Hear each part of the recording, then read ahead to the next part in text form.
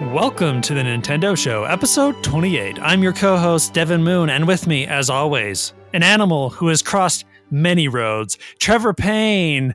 Trev? Oh, man. Dodging them roads, dude. Like, running across, I feel like, I don't know, I'm playing Frogger or something, dude. It's hard out there. I feel really bad about those animals. Dude, life is Frogger, you know? Sometimes you just gotta be George Costanza and just make your way across that road. And sometimes your machine just gets smashed. Yeah, sometimes you just don't make it. Seinfeld reference, hard times. you know. Yeah. Trev, this week we're going to talk about Switch playing next-gen games, IGN taking on E3, and we start part one of our newest segment where we discover and declare once and for all what the greatest Nintendo game of all time is all time. And as usual, we'll be answering your questions, comments, and concerns. And remember, listener, if you want to be part of the show, visit our website at nintendoshow.com to send those in. Trev, are you ready to take a deep dive into Mr. Miyamoto's magical news? I'm ready to cross this road, dude. Let's cross the road. Let's do it. Oncoming traffic. Let's make it happen. Close our eyes and we take the leap. Take that leap. It's a faith thing. Mr. Miyamoto, take our hand. We're going across that road. There's four items on the list. And there were only one pair of footsteps. I don't know. What does that mean? I don't know, dude. It's footsteps in the sand. Did we send him in? I don't know. We sent him on that road by himself into incoming traffic, blind. We're going to do this together, but we just kidding. There's four items on the list, Trev. Four. All right. Number one, Port Studio Virtuos, the company that ported Battle of Atlas, Dark Souls Remastered, and L.A. Noire, predicts the next-gen games will be able to be ported to the Switch, and that they are ready to take on that challenge. Virtuos believes that the developers will be creating their games to be better optimized for a variety of hardware, including the Switch, which will make it possible to port these games to the Nintendo hybrid system. So, first off, Philly asks, do you guys really think that next-gen ports will be possible? Do you believe what Virtuos is saying? Or are they just pie in the sky? Are they like hoping for things because they want that green, that cha-cha-cha-chang? What are you thinking? Do they want that chang? I know they want that cha-chang. But the thing is, Dev, is like, just these games are going to get to the point where it's like, all right, come on. Like, they're not going to be able to get ported, and if they are, they're going to be so just hacked up, like no one's going to want to play them because they're going to be so bad. But I think that there are certain types of games out there that lend themselves better to being ported. So I think we might see some of those type of games, like more of like the indie stuff, the 2D platformers, the stuff like that. But I mean, like we did see The Witcher, and that was quite amazing. But that was also an older game, you know. So I don't know. What do you think, Dev? Yeah, how old is The Witcher? Like 5 years old? Was it 2013 or something? Yeah, somewhere around there. So it's even older than that. 14, 15? 14, 15? Maybe? Yeah, it's probably 15. Yeah. I think you're right. So that's, you know, still, again, an old game. And I like, let's talk about them. Are we ready to talk about them flops? We got the one flop Xbox One sitting right there, just 1.2 flops or whatever the frick it was. And then we got now the Xbox Series X, this bad boy running at them 12 flops, and then you got your PlayStation with its 10 a whopping dozen. They got a dozen flops. A dozen flops. PlayStation 5 coming in with a 10 flop or something like that, or a 9 point something flop. All I know is that Switch is below that Xbox One, and that's a lot of flops to be keeping up with. We could barely get to the 1.2 flops that the Xbox One is pumping out. I do not see it happening at all, especially with big games, like these big experiences that we will be coming. Last of Us 3, whatever the frick it is. I don't think it's going to happen. It just doesn't make sense to me that it could. Maybe it could. but it's going to look real ugly. Totally. Well, do you think that there's a way, and you and I are obviously like the people you would go to if you have video game development questions, because we know it all. Well, we developed all the time. I've made several games. That's true. Several games. Developed mac and cheese in the microwave one time. Okay. So, but do you think there's a way that they could be like programming and building a game where, I don't know, that it can scale up and down real easy? Like, that just seems crazy to me, but maybe it's possible. Maybe these guys at Virtuous know something that we don't. Yeah. Like, I know, like they are doing that now, that they're making it easier, that a whole lot of systems can play things. I mean, it's just, we're in a PC age now, like you have that really bad PC and you have that high spec PC, and anyone in between can play that game. Is it going to look as good on this low end? No, but it can play. I just feel like maybe the Switch is a little past that level. But I do think we will see some ports. I'm not saying all ports altogether are gone. Indie titles, things that are on a lower scale, definitely I feel like can be ported over to the Switch. I just don't know if we're going to be seeing the big guys. Sure, maybe less realism. Yeah, I think Virtuous is kind of looking for itself. I mean, they're a port house. They want to be like, hey, we're willing to give this a go. We want that money. We can do it, we think. So we'll give them a chance. We'll give it a try. We'll see. But I don't know if it'll happen. So yeah. It's interesting idea. We'll see what happens. But if it's true, hold on to your Switches, everybody. We're going to be playing some sweet next gen. It's coming for us. Number 2, IGN's E3. With E3 being put out in the street to fend for its orphan self, IGN has come to save the day with their own all-digital E3-like event that will be taking place in June. Already, the event is seeing major support from the likes of 2K, Square Enix, Sega, Bandai Namco, Devolver Digital, and THQ. It is highly unlikely that we will see the big three showing up for the event, but it is nice to see that the other guys have a home this summer for all their upcoming game announcements. Trev, we got E3 back.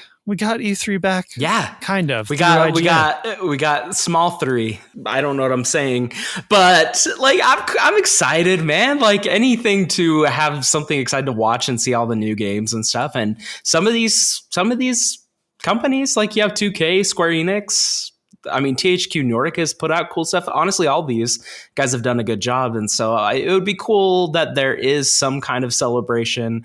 Yeah, we're not going to get Nintendo and Xbox and Sony and stuff, but still, at least we get something. I'm stoked about it, and that's cool that a big company like IGN's willing to kind of flip the bill for this. Obviously, it'll drive a lot of traffic to their site and to their podcasts and things like that. So, I'm excited. What about yourself, Dev? Yeah, man. I'm also excited because 2K usually shows up in a big way. And Square Enix, the last couple of years, they've done their own showing of games. So it'd be nice to see what they're doing.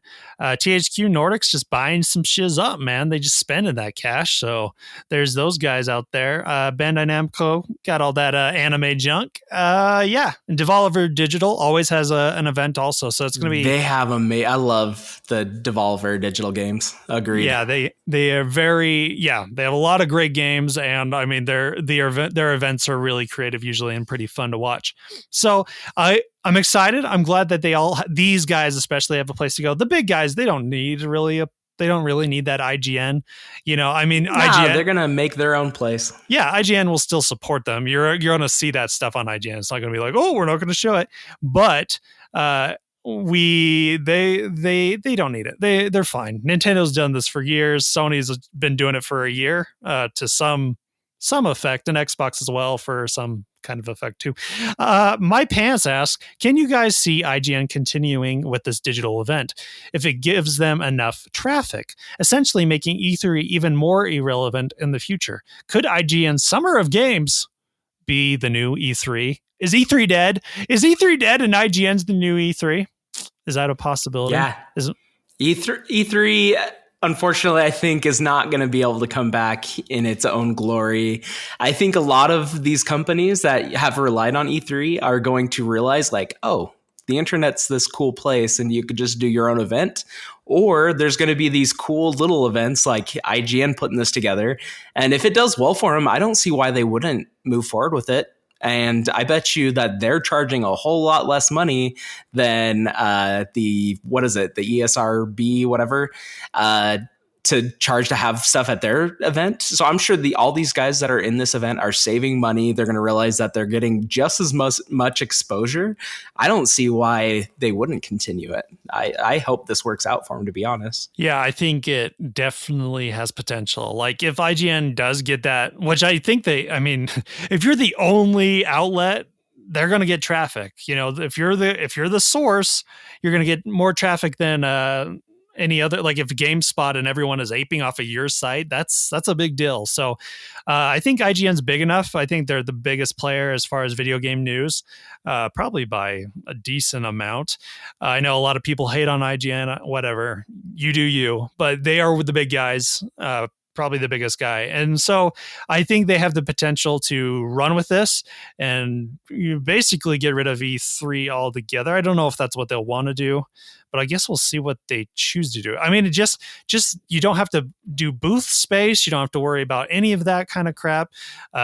It's just a whole different scene, you know, and who knows how long all this stuff will last, you know, quarantine stuff. So it's just a good spot for them to be in, and I think it will work out pretty nice. Yeah, I agree. And to be honest, like Devolver Digital, that's always been a digital event. It's not like a live thing. Square Enix, the last one was live, but before they did just digital events also that you just watch. 2K, I don't know if they've done anything really, or Nordic, but Bethesda, I mean, even if Bethesda, I know they have nothing this year, but if they did, I could see them doing an all digital thing that could just all go on this one website. Yeah, so totally, it is possible. It is possible. Well, and do you think, Devin? Do you think that? Okay, tell me your odds. Okay, I want give me the percentage that we're gonna get the Sega Dreamcast 2 announced. Ooh. Sega's there. They're coming in hard. They got something to prove. Right. They come in. They're like. You're right. No, were now you gonna that say I zero, you're gonna say 0-100, right? No, yeah, 0-100. And now that I saw the list and realized, wait, Sega isn't here. They don't they make systems? I thought to myself, and then I realized, yes, they're definitely gonna make the Dreamcast 2.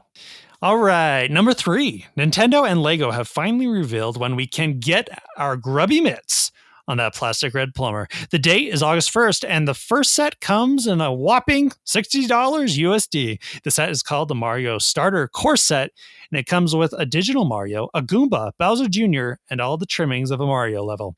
Lego also revealed 2 more sets, a Piranha Plant Seesaw for $30, and Bowser's Castle for a whopping $100. You can pre-order the sets today at Lego or Target. Trevor, you see this? You see this at all? You see these things? Yeah. So I was just, enjoying myself in quarantine, just chilling. And I got this text. I was like, yo, who texts me? No one texts me. What is this?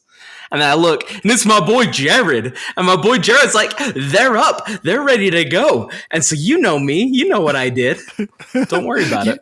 You do that thing? Because Bill Boy asks, did you do it? Did you pre-order that starter course set, Trev? Yeah. Yeah, buddy. Dude, I'm so excited for this. Dude. And then the Bowser Castle one, they showed the Lego Bowser. It looks so cool. I am amped about this. Dude, clear space on my shelves. Get rid of them Star Wars Legos I've been collecting for years. Mario's coming in hot. He's going to be taking over. I am so excited, Devin. Honestly, and it was cheaper than I thought it was going to be, too. I was honestly thinking it was going to be 80 to 100. So when I saw 60, so good. Yeah, it's actually, so when I saw this, I think I woke up in the morning and I saw the trailer and I watched it and I was like, oh, it says pre-order. I got to go because everyone's going to buy this thing.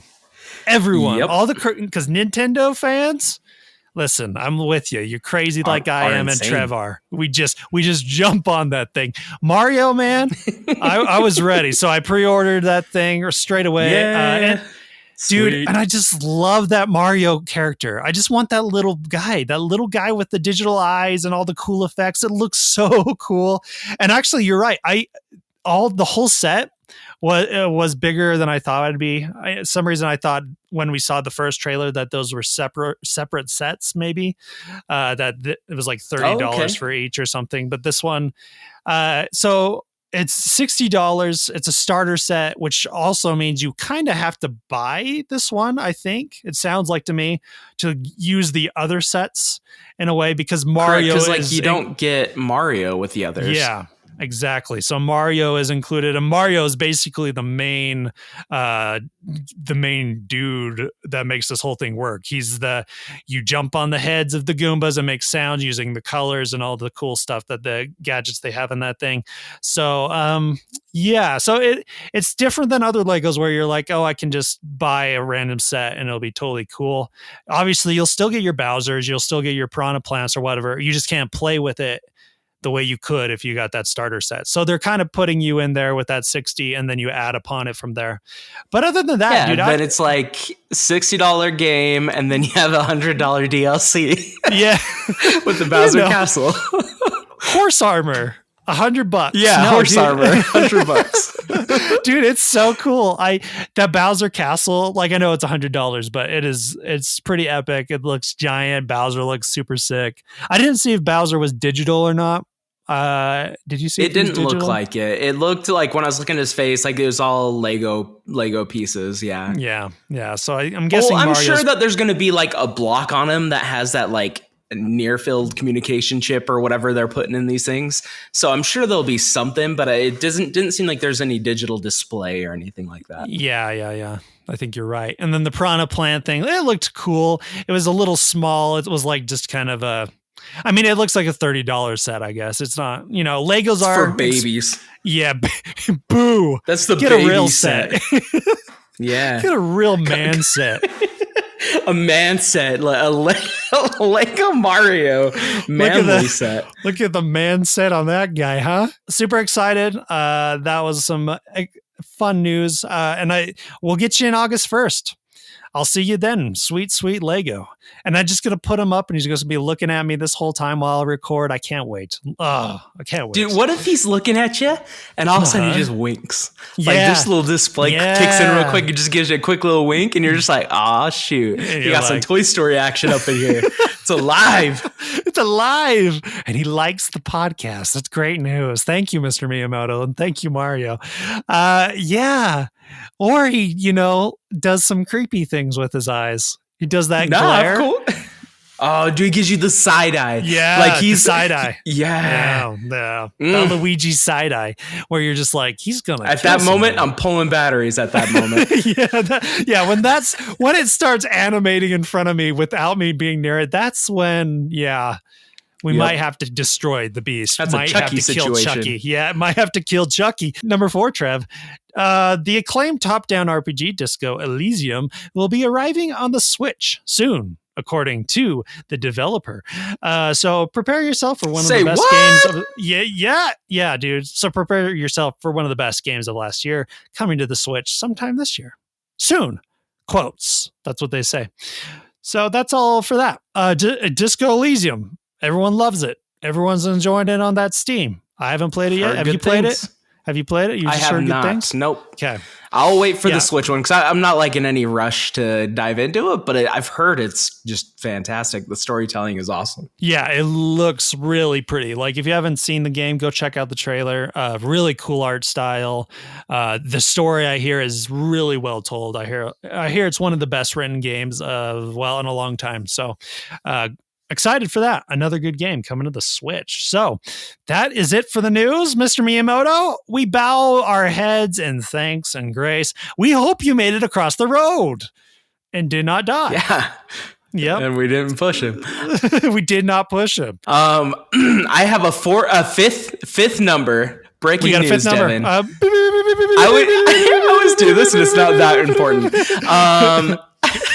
It's never really worth it. News coming in. I'm breaking news. I shaved my head completely, Devin. Shaved it clean off. Shaved it bald. You're just a shaved it now. like complete, just straight up. That's don't associate me with them, dude. And it's so nice. It's so nice, good? dude. Yeah, feeling nice. I honestly feel more aerodynamic. Like when I'm walking, like a brisk walk, I feel like I'm going faster. Interesting. And then it's more of like a faster brisk walk. It's pretty nice. Oh, just a real nice jaunt. That's nice to hear, Trev. Yeah, Are you putting a Nintendo tattoo up there? Does this have to do with Nintendo? That's the idea. I'm gonna put Miyamoto's face on top of my head, and then I'll grow my hair back in. No one will know. Yeah, but I know. And he's always with me. Exactly. The secret is right there, right on the top of your noggin. Yeah. That's pretty fun. Hey, Trev, I'm glad you're feeling speedy. You can kick that soccer ball anywhere you want now. Free to go. Anywhere I want. Have you shaved the beard? The beard? Because the thing is, you got to keep the beard. So you're really going for that biker dude, no. I'll send you a picture. Dude, I look PA, dude. Look hardcore. I need a freaking Harley now. That's what I'm saying. Oh, shoot, you're right. I just became hard. You're kind of explaining what I just said just 2 seconds ago. You know, when I said you're like a biker, and then you just described biking. Trev, oh man, that's exciting. A Nintendo biker, maybe. Yeah, Waluigi, maybe, but bald. Oh, pretty fun. That's it. Hey, dude, I'm excited for you. I want to. I'm in a balding state of mind just because I'm actually balding. So I need to think about my future, and I might be with you in the skinhead process. I also can't grow much of a beard, so I'm just going to be silky smooth. What? Okay. Don't call it a skinhead, man. That's jacked I didn't up. call it skinhead. I'm just saying I'm going to be silky smooth, just like a baby born out of the great hole, which is life. Okay, on to the next.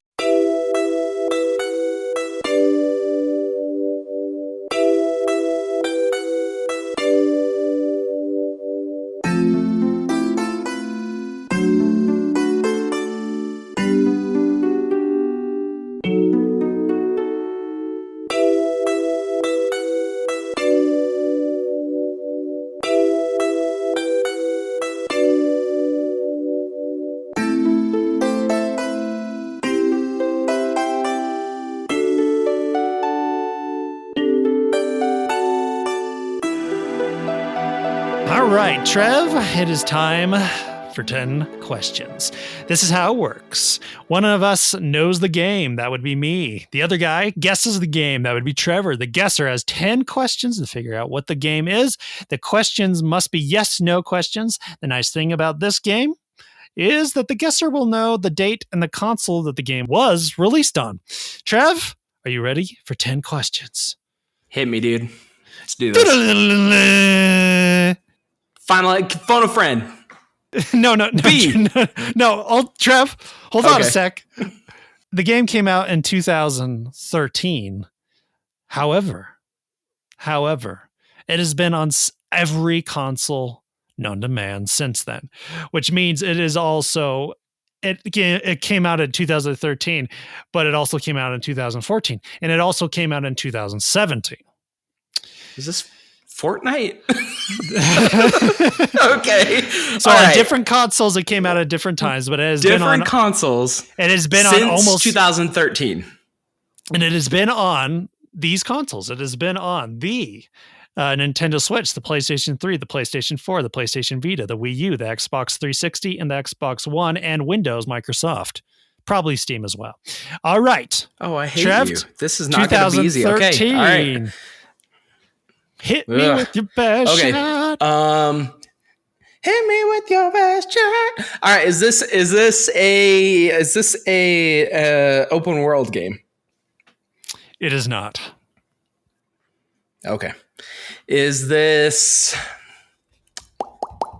it developed in Japan?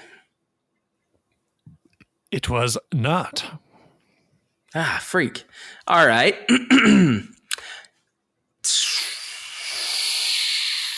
I'm going to take a shot in the dark. Is this a Bethesda game? No, it is. It isn't. Ah, freak. It is. I'm trying to think of like this multi-console situation that you have going on. Let's see here. You jerk! I don't even know where to go with this. Okay. This one's gonna be weird, but is this a dancing game? It is not. No. Freak. No, just dance. Okay. Yeah. What else we got? I like it, though. That's 4 questions. 4 questions. 4 questions. Yeah. Oh, okay. Wasn't developed in Japan. Not open world. Is this an indie game? Now, technically not. Technically not an indie game. No. Technically not? I don't even know what that means. Okay. So it isn't an indie game, but it's not an indie game. Okay. Is this a shooter? First person shooter? It is not a first person shooter. God. Not an indie, not a first person shooter, not open world, not Bethesda, not dancing. Okay. No. You said it's on the Switch too? It's on that Switch, yeah. Dude, what did you pick? Tetris? Is this all right. Okay, I got 4 more questions. Yep. Let's see here, Dev. Is this a puzzle game? It isn't a puzzle game. Come on, Trev. All right. Come on, Trev. You got this. Not an indie, not a first-person shooter, not open world. Yeah, no puzzles, no dancing. Not made in Japan. Not Japanese. No dancing. It's not a Bethesda joint. No. Oh, dude, I think you might have stumped me this time, dude. Okay. Let's see here. Is it a platformer? It is a platformer. Yes, sir, it is. So it is a platformer that's been on essentially everything. Since 2013. Since last gen. Ooh. Is this developed by Ubisoft? It sure is. Okay. Is this Rayman Legends? It is! No! Yes! Ooh, I'm taking off the mic. I'm walking around the room. And he scores! Oh my gosh, dude. I thought I was... Devin, you almost got me, bro. That was a good one. Good right pick. At the end. Nice job, man. Oh, you jerk. That was a good one. Dude, Rayman Legends on everything and is an amazing game. It really is. And it is and it's beautiful. The art style is just gorgeous. The music, that game is awesome. I love it. Yeah, it's a dope game. Trev, again, why are they making another one? Oh, dude, I know. You're right. I don't know. But good job, dude. Like, seriously. Thanks, buddy. Right to the end. We're still no losers yet. I mean, technically, you could call me a loser last week, but who was the real loser?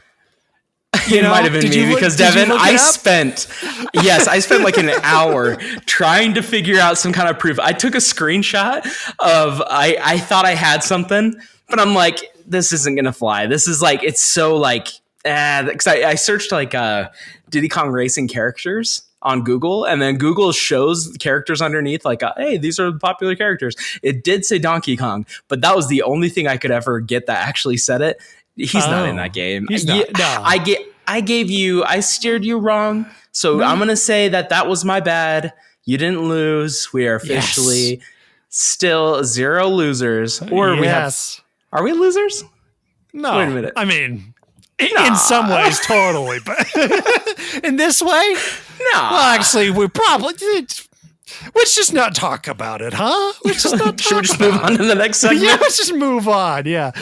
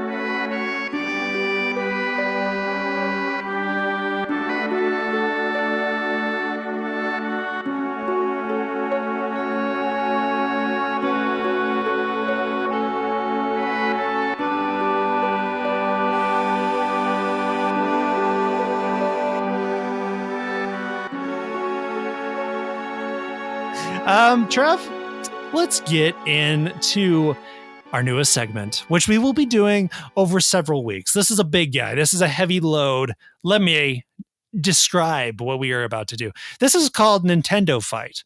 Trev, we are about to embark on this fight. In this series, we will be pitting some of Nintendo's greatest games against each other to figure out which is the greatest of all time. This week, we will be talking about what makes a game great in the first place. And with that question alone, we will hammer out what will be the basis of all the criteria going forth. So next week, we'll be bringing you the nominees. And once we choose the nominees, then we will go in tournament style, fighting it out each game to figure out and declare once and for all who is the very best that ever was, the greatest Nintendo game of all time. And we will bring all of our loyal fans from the Facebook world into this chaos, into this insanity. We will be bringing up questions. We'll let you all vote for nominees and such throughout the week. So we will figure out what's going on. But Trev, the very first thing we need to talk about, what makes a game great? What is the criteria? Before all this begins, what is the criteria of which this is the pinnacle, this is the little solid stone, the cornerstone of which our great building will be built. So what is it, Trev? What is it? Oh. What makes a great game for you, man? What is the thing that makes games amazing? When you think of your favorite games, what is it? And the thing is, so this is very, like, for everyone, it's going to be very different. For me, it's going to be story. I love experiencing a story. Like my brother Dylan, he enjoys story, but he is very much about like competitive and game and like fast action and competing against each other and things like that. And I'm the opposite. I love enjoying a story. I love being taken along a ride. It doesn't have to always be fast paced. I like those slow, quiet moments and just experiencing and soaking in the game. Doesn't mean I hate competition and fast pace and things like that. But for me, the foundation is something with a good story will pull me in. Even if the gameplay sometimes is lackluster, I'll still be bought in if it has a good story. What about you, Dev? Dude, totally with you on story. So as far as our criteria goes, I think story is a big part of it. However, we are talking about Nintendo games. And this is a weird thing. Does story matter to Nintendo games? I think for some, maybe. But this might be a big hit on Mario, on Zelda. This might be a big hit. And I do not know if we put it in, because the story to me is very important, but I don't know if it's the most important thing to me for Nintendo games. Although I love story, and I would say in PlayStation games, story is my go-to. So good. It's my thing, man. I need that. That's true. So I don't know what to do about like, this. For instance, like I feel like with a lot of Zelda games, they have a great story. Yes, there's like puzzle and a lot of other stuff, but there's a lot of like storytelling in the atmosphere of the game and just kind of like experiencing the world. Like sometimes I feel like you even start building some of the story yourself, which I would consider that still story. That's true. But like Mario, totally. Like, he'll take a hit. Chase after Bowser. So I agree. So that's a tough one. He'll take a hit there. But I definitely think that there are some great Nintendo stories. You're right. And I shouldn't have knocked Zelda, because I do agree. The subtext of Zelda, like the great thing about Zelda is you can put a lot into the stories that don't have much to it. But like there's a lot of good emotion in there and feelings, like little subtle moments. So you're right. Totally into it. So story, let's keep it on there. I love story. I'm down for story. So the other thing, I'm going to say art style. Yes. I enjoy a visually interesting game. I think art style is very important. It doesn't have to be graphically impressive. It just needs to be artistically impressive to me. When you see Metroid Prime, that game looks like one of the best games of its time because of the art style that was created for that game. And those guys went on to make Halo 4, and you can say what you want about Halo 4. Artistically, Halo 4 is one of the better looking Halo games artistically. That's true. That's true. It looks way better than Halo's past, and it looks far better than Halo 5. And I think Halo 4 artistically gets it right. And I think that's because of those guys from the Metroid Prime series coming into there. So I think art is very important to me, and to see that happen in a variety of games. So that's going to be, I think, another one that we might want to put on there. That on there. That sounds awesome. I think art super important. Okay. Others, Trev. What makes the greatness? What makes greatness of a game? I mean, obviously the gameplay, like how it controls, because if it's not fun to play, if you're not enjoying the controls, or they don't feel right, they feel wonky, platforming, if the jumping's not just right, or shooting, like everything has to be it just has to feel right. So I think gameplay / controls, I think is something that we could judge these games on. Yeah, basically. I think. Yeah, for sure. Mario is probably one of the best feeling jumping characters out there. So totally. Gameplay for sure. I mean, you obviously got to put music in there, right? You got to put sound in there. Dude, music makes a huge difference. Or not music, just audio in general. So like audio, like music, soundtrack, however you want to put it. Like the atmosphere that it creates, just there's so much to it that it really adds to a game. And it's kind of funny because sometimes I'll play games without the sound on, because I'll have it on like the Switch portable, sitting on the couch watching TV. And then I'll play the same game, but have headphones in, or actually be experiencing the audio. And it does make a tremendous difference. It's kind of crazy. It really does. It's crazy. There's like games like Animal Crossing or other ones where I'm like, I don't really want to listen to it. And then later I listen to it, I'm like, oh, this is actually kind of pleasant. This music's really good. Yeah. It's Agreed. like it's a very important factor. And again, to go with story, music helps with those emotional notes really well. And even with gameplay, like some really cool Mario levels and other great platforming levels come through the music that's playing in it. I mean, the timer going down, the speed up, like tons of that stuff. Add for some sure. tension, and adding that tension, dude. Yeah, so music and audio, story, gameplay, art. Is there anything else that we would judge these games on that you can think of? I'm like, is there another aspect that needs something in like the variety or originality? Maybe like, is this just a repeat of something prior? Like whether it's repeat of something like art style wise or gameplay, or are they thinking outside the box, trying something new? But then on the flip side of that, though, is sometimes people can take something that has been around for years and do something incredible with it. So I don't know if we want to necessarily judge a game fully off of that originality. The problem with putting in originality, I think, is like, I'm with you. Because when you put in originality, I feel like, are we going to get to the point where we get to the classics only? You know what I mean? Because of that. Sure. Because we're like, this guy started... Like, I think it's really important to know where you came from, but also I think Mario plays better now than he did. Like Mario 64 is probably a better game in a lot of ways than Odyssey, but it does not play as well as Odyssey, Right. So I think Mario controls way better in Odyssey than 64 ever did or will. Well, we don't know about Will. Because that might be changing real soon. That's true. So, that might. The only other thing I think of, and again, this is just me thinking out loud, is accessibility. So like change in difficulty, like how many people out there could experience this? Because there are some games out there that are just impossible for some people to play. And are they, I don't know, accessible to multiple people, whether it's, I don't know, got a disability. I have no idea. Accessibility.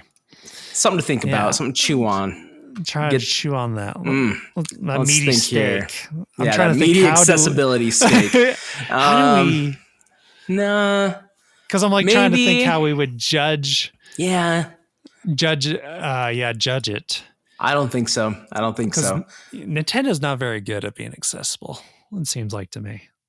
I mean, they are in some ways, but the Wii motes and the all that gadget, like the remote control itself, is not always good for everybody. Okay, let's think. I don't know. That's all I can think of. I mean, it's pretty 4. good. Yeah, those big 4.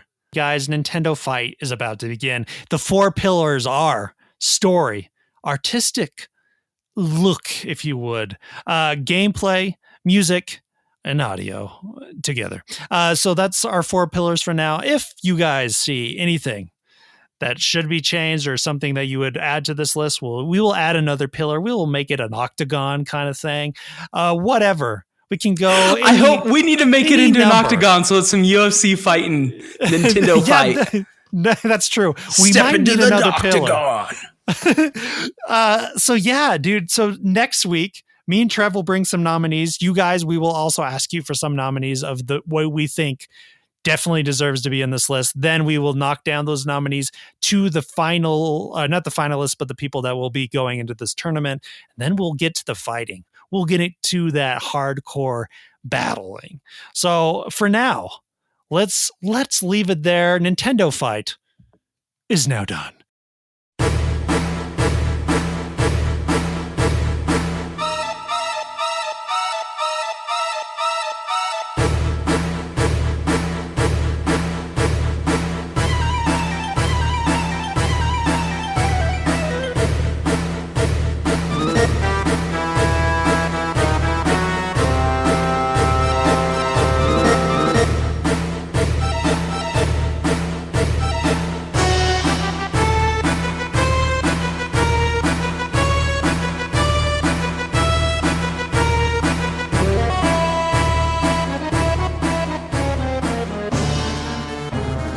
Trev, let's get into fan questions. Are you ready, sir, to answer the fans' questions? Fan questions! On to the next. Neil asks, with all of us having more time to game, what percentage of your backlog have you gone through? And what games are you playing in said backlog? Have you touched the backlog, Trev? Where is your percentage point, if any? Be mathematical. Be precise. Percentage point? Okay. Not very much. Wait. That's a lie. I've been playing Bravely Second to get ready for Bravely Default 2. So I have started that again. I started because I never finished it. So I started over, started diving in. I'm only a handful of hours in, but I forgot how amazing that game is. I'm so excited, enjoying that. But then also I started playing Mario 64 with my wife. And so we sit in bed and I'm running on my Android tablet. I have the Nintendo 64 emulator on there, and we just pass the controller back and forth while we're sitting in bed, and we knock out some levels each night, and it has been super fun. That's super fun. I think we're going to be able to crank through that one and beat that one, and that would be so cool if they release the remaster after, because then I've had this like fresh feel of what that game feels like. And you're right, the controls are rough. Hey, they were trying to figure out 3D. They did the best that they knew how, but games have come a long ways. Still, I love the level design. I adore that game. Yeah. Level design is insane on that game. Just it's so memorable. For me, dude, my percentage. What do you think? Like 3%. I mean, I literally have I have like a backlog of hundreds of games. I know. I have done a few. So I've been playing Spyro collection. Yeah, because I've never played a Spyro game. Yeah. I'm really enjoying that a lot. So when I'm talking about level design, Spyro, not an inspiring level design, very open world, very more Banjo, I guess, in that way, not so much 64. But I'm liking it. Like I love the aesthetic, the look. That game is really pretty. It runs really well on the Switch. So it's been a lot of fun to play that. Doing my Luigi's Mansion run still. Cool. I beat Fire Emblem. So that's nice. I got to the end. That last battle is real hard. That's a real hard battle. So I got to the point. I feel bad about this, but I was like, I'm just getting off the hard mode because I played hard mode almost to the whole game. But I stopped playing that game. I know. I stopped playing that game for like yeah, I know, a long time. Yeah. I went like 30 hours in, or like, no, I must have been like 70 hours. I can't remember. I was like 70 hours in, it's really far in. And I was like, you know what? I'm just going to go on easy mode. I can't remember what's going on in the story. It's been a long time since I played this. I'm just going to finish it. So I finished it. I felt good about it. Good, That's awesome. Ended in a nice moment. I had my marriage and all that good stuff. Killed me some dragon ladies. It's some good stuff. Dude, Love there that. you go. I mean, that's the pillar right there. That we need to put each one of those in our pillar so we can make the octagon. Yeah, make that octagon. 4 more. So let's do it. Dude, so yeah, I'm doing okay. I mean, again, there is a lot. There's a lot. Well, I feel like we talk about this backlog, right? We always talk about the backlog of games. And I feel like every week I create more of a backlog. Like, there's just so many awesome games that come out every week. Like, it is ridiculous. We have Final Fantasy VII Remake coming out in just a couple days. And I'm like, are you kidding? I'm already playing all these other games, but I want to play this. I wasn't on board at first, but then I played the demo and I'm hooked. That game is going to be phenomenal. I know. And so like, we talk about this backlog, and I don't think that you'll ever get through a backlog, like because games are going to continue to come out and there's just not enough time. So unfortunately, I've had to seriously just cut the tie on a whole bunch of different games and just let them go and experience what I experience and move on, because there are still so many good games. It's true. I don't think I'll ever get back to any of these. Well, I will go back to some of them, but I really don't think I'm going to complete any of these. Because like you said, another good game is always coming. Like Resident Evil 3 Remake came out. I'm interested in that. I know it didn't get amazing reviews, but I'm interested in that. And then Final Fantasy VII Remake, which I've never played Final Fantasy VII. Loved the aesthetic. Always loved the look of that game. Always thought, that looks really cool. Cloud and all those guys. So I'm really interested in playing this, seeing what all the hype is about. So, I mean, there's just a lot of games on a lot of different consoles, especially if you're a tri-console guy.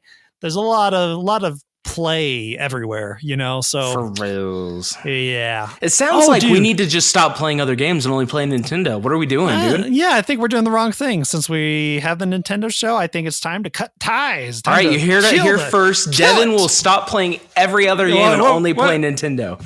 Devin's that's what I heard. Was your name in there? No, it wasn't, because I'm gonna play Final Fantasy VII. I'm so excited. Oh, what the heck? Hey, by the way, Trev, I played Ring Fit Adventure, the musical stuff. Was it good? How was it? It was pretty good. The only problem, though, is not much music.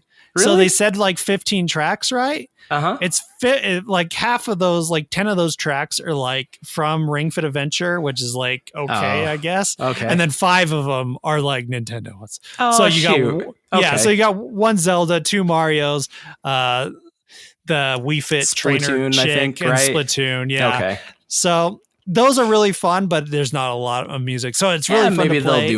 They'll do some more down the road or something. Yeah. Once it gets more, but dude, Breath of the Wild's music, like, because you don't really hear it a lot. Yeah. But when it's like right in your face and you're just like exercising, it's good, dude. That music is really good. I think it's not given its due. That music is really, really good. They did a medley in this in it, and it's really cool. It's just a medley mix of all or stuff. metal, like metal. Metally. Dude. Just because no, Trev, not that. Listen, I know you shaved your head. I know I shaved your head and you have a beard and now you have a motorcycle, but not metally, just metally. Dude, you got me excited.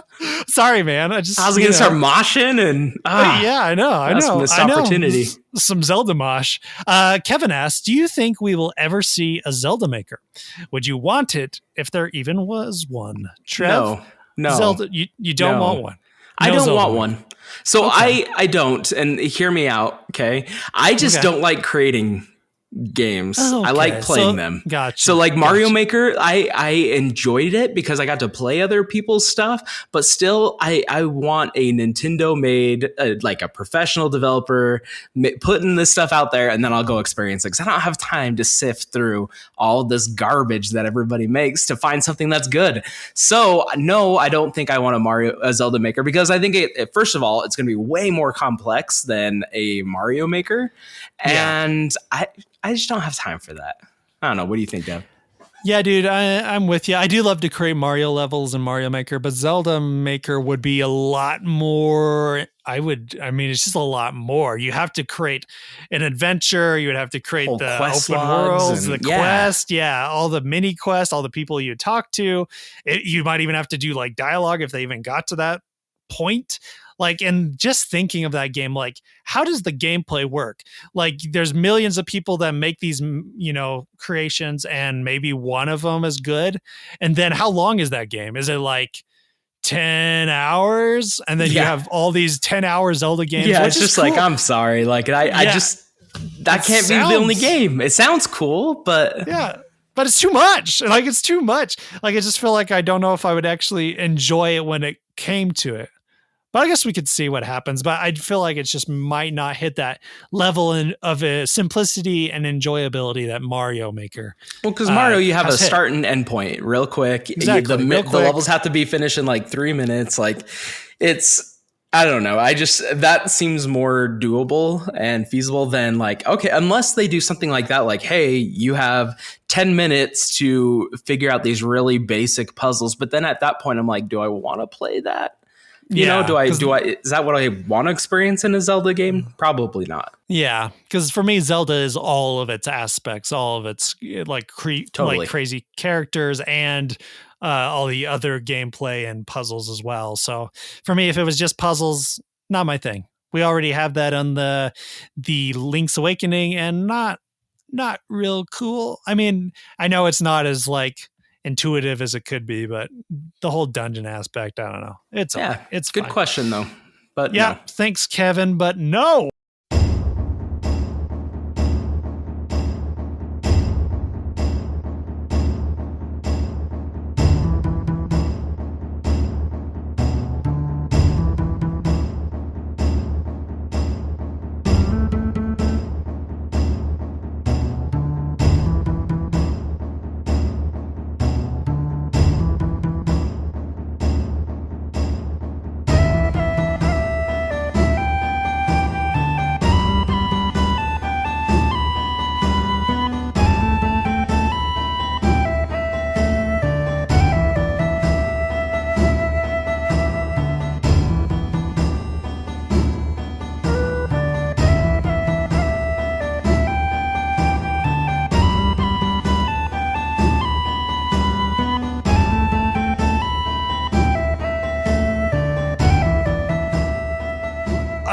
New releases, Trev. There is none.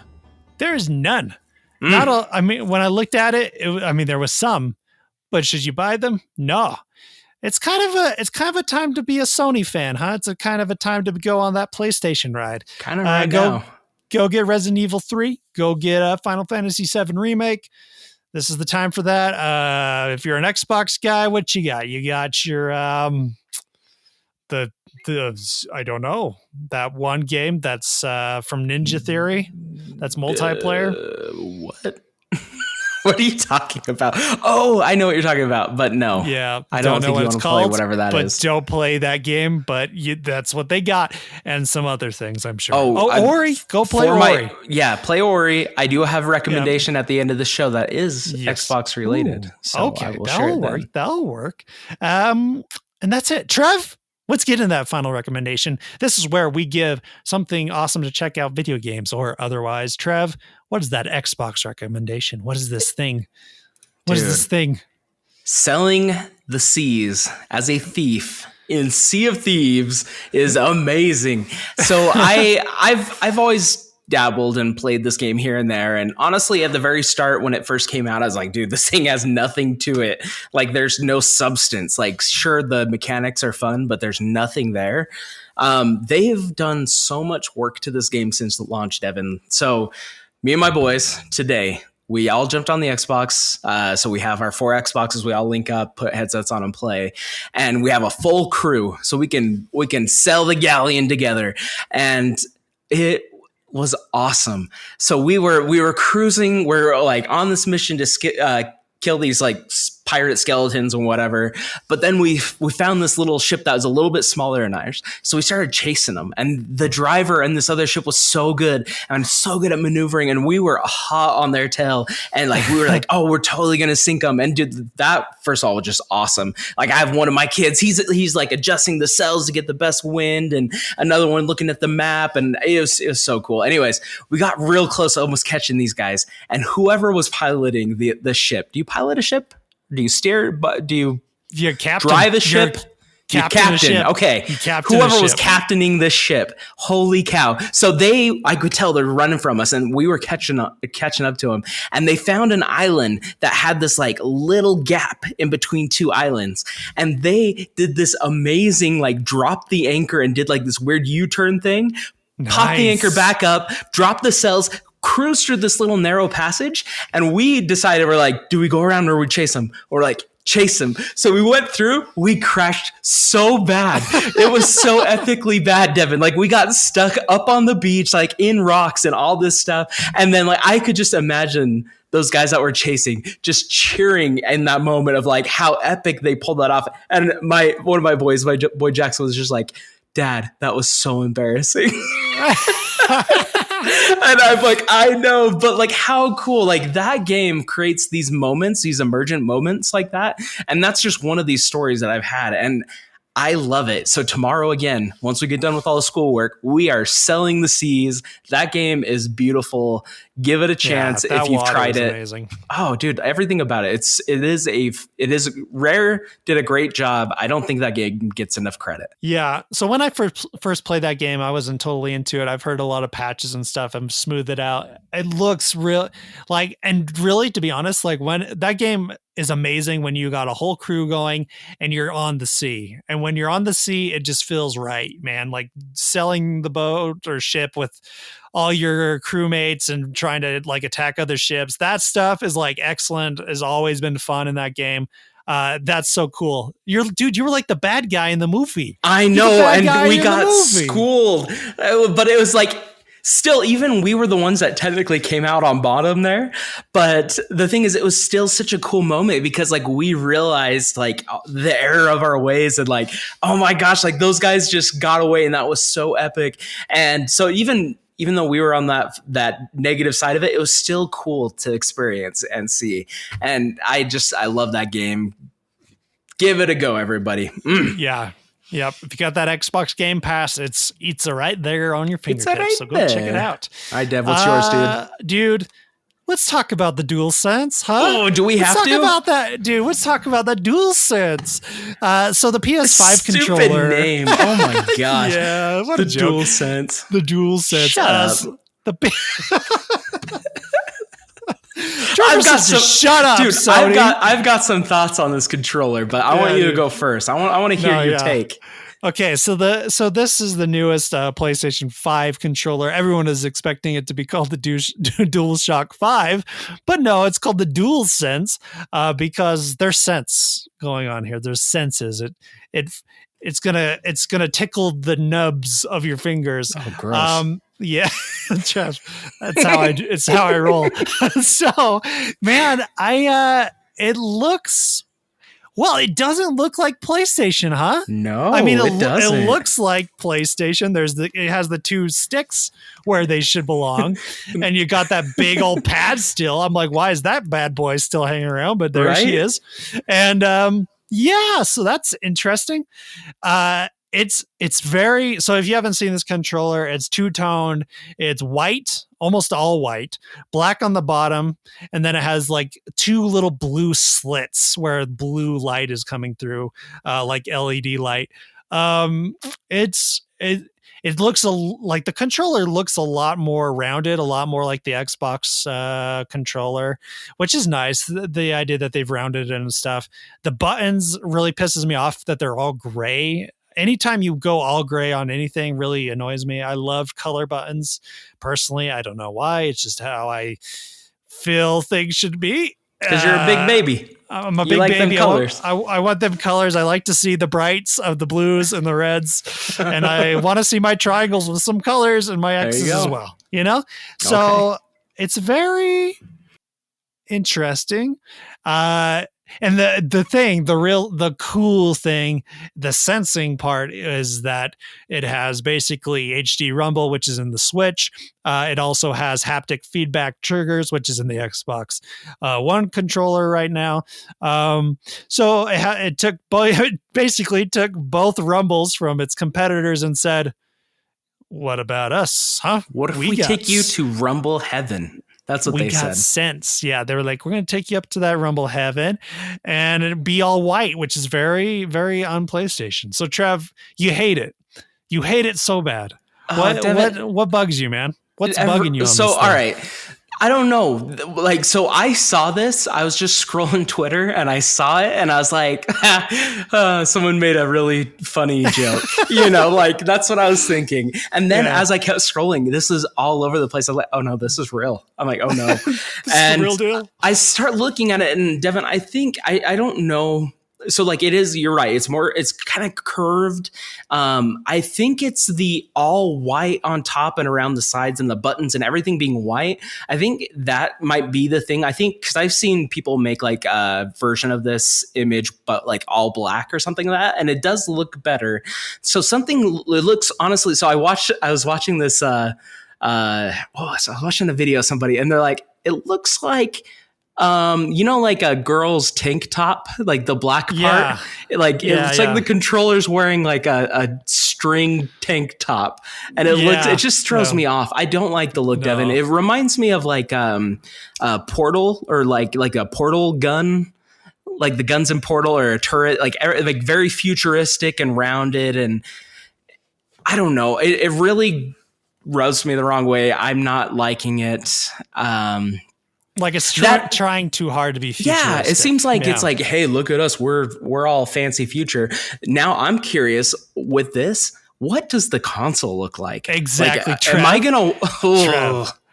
This is where my brain is. When people were like, no way is that dev kit what the PlayStation 5 looks like. Well, now that I see that controller, I'm like, dude, that's legit what that console is going to look like, because it's futuristic looking, it's weird, and I could totally see that being two-toned, like black and white and all over. It's going to look so hideous underneath my entertainment center.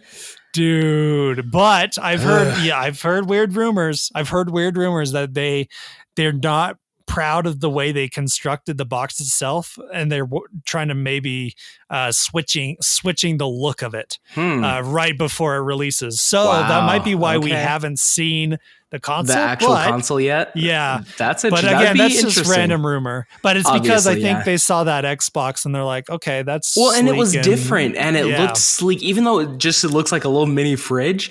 Like it's still, there's something about it that's like, oh, that looks clean and good. This controller, now the thing I will give them, that it does look like a whole different thing. It looks like the next generation. It looks futuristic. It separates itself from the past. And that's where like the Xbox Series X controller is the exact same, with like a couple enhancements and things like that.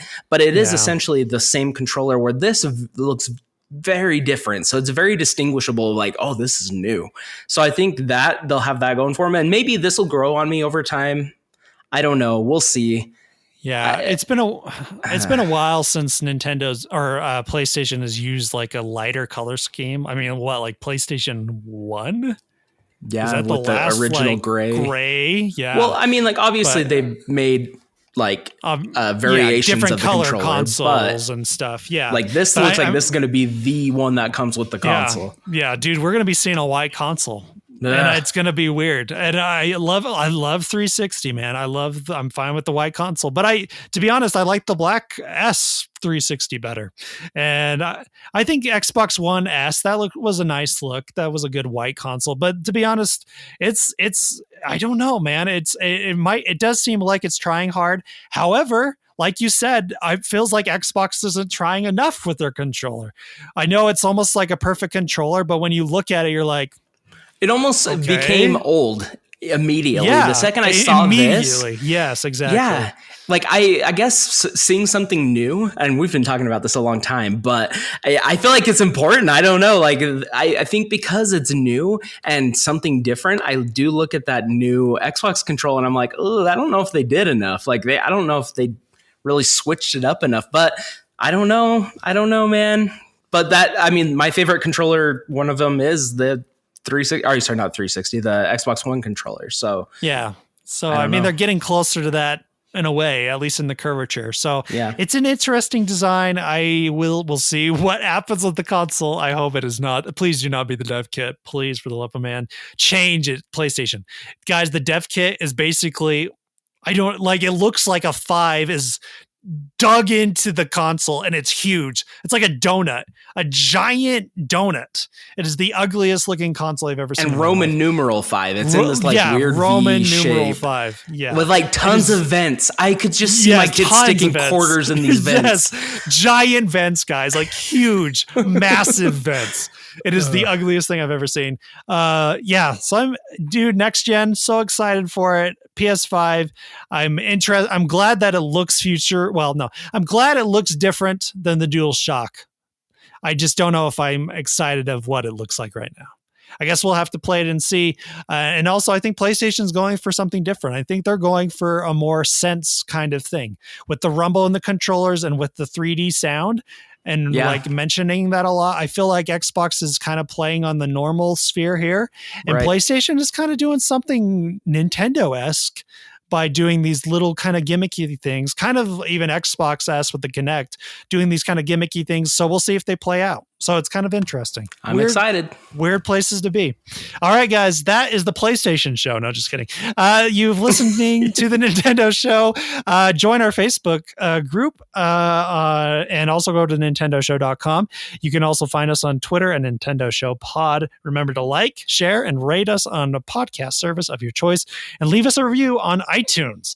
And until next week, thank you all for all your support. Be sure to check out Facebook to be part of Nintendo Fight, and we'll definitely get you all involved in that real soon. And until then, please be healthy, wash your hands, and do all that good stuff. We will see you next week. Bye.